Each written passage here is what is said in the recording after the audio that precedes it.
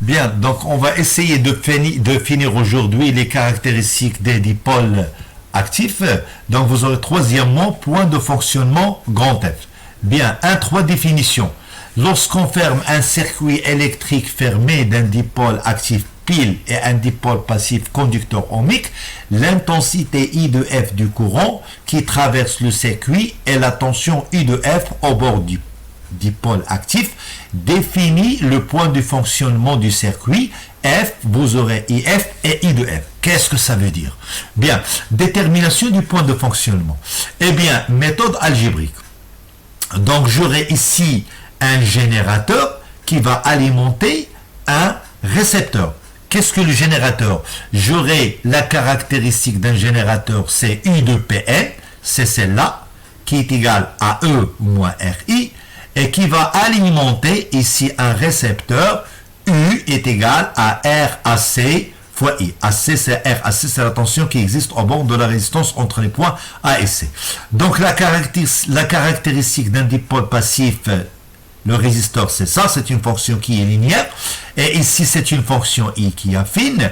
Donc, au moment où le générateur va alimenter un récepteur, le point d'intersection entre les deux va déterminer ce qu'on appelle le point de fonctionnement. Ce point-là, I de F, et ce point-là, c'est U de F. Donc, je peux dire à ce moment-là que le point qui se trouve ici, où je l'appelais F, qui possède I de F et I de F. Comment on va le déterminer? Eh bien, les caractéristiques tracées de la pile 4,5, 1,5 et du conducteur ohmique R égale à 10 se coupent au point de fonctionnement F de coordonnées. Ici, vous aurez I de F. Donc ici, j'aurai 4,5, c'est E. Et ici, c'est petit r. Et ça, c'est grand R. Donc, le point de fonctionnement F qui se trouve ici, ce I de F, égale à 0,39 ampères. Et la tension I de F est égale à 3,9 ici, 3,2 je pense ici, 3,2 volts. Bien, comment on le détermine? Ça, c'est graphiquement. Maintenant, géométriquement, algébriquement. Eh bien, la loi d'Ohm s'écrit. Voilà, regardez mon cas, U de Pn est égal à E moins RI. Donc, pour le cas d'un récepteur, U de AB est égal à RI. Le montage. Bien. Donc, j'aurai ici un générateur, ici, qui va alimenter un récepteur. Donc, j'aurai cette tension-là, I de Pn, ça sera E moins RI, parce que lorsque j'aurai le I, elle est là, au bord de la résistance, c'est moins RI, c'est celle-là. C'est ce qui est en rouge. Ce qui est en bleu, c'est le résisteur U de AB est égal à RI. Donc, si j'applique la loi des mailles, j'aurai U de Pn est égal à U de AB est égal à RI. D'accord? Et à ce moment-là, lorsque j'aurai U de Pn est égal à RI, je vais remplacer I par I de F. Pourquoi? Parce qu'il y a fonctionnement ici. Donc, au point de fonctionnement grand F, j'aurai U de Pn est égal à I de AB est égal à I de F. Pourquoi? Parce qu'ils sont montés en parallèle. Je viens d'appliquer ici la loi d'additivité des tensions. Bien. Donc, j'aurai E moins RIF.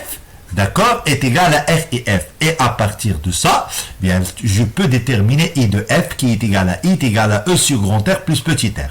Bien. Donc, on donne les valeurs 4,5, 1,5 et 10. Voilà, application numérique. On détermine que I de F est égal à 0,49 ampères. Donc, U de Pn est égal à U de AB est égal à U de F est égal à R fois IF est égal à 3,9 volts. C'est pas 3,2, 3,9 volts. Bien. Donc, j'aurai ici deux méthodes pour déterminer, bien sûr, le point de fonctionnement. Maintenant, la loi de Pouillet. La loi de Pouillet, c'est, on va essayer de le généraliser.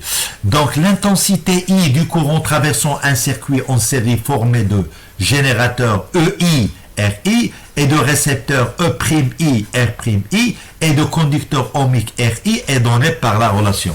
C'est-à-dire I, je vais sommer toutes les forces électromotrices de tous les générateurs qui sont montés en série, moins la somme de toutes les forces électromotrices contre-électromotrices des récepteurs, divisé par la somme de toutes les résistances ohmiques, et ici somme des RI des générateurs et somme des R'I des récepteurs. Bien, on va prendre ici un exemple.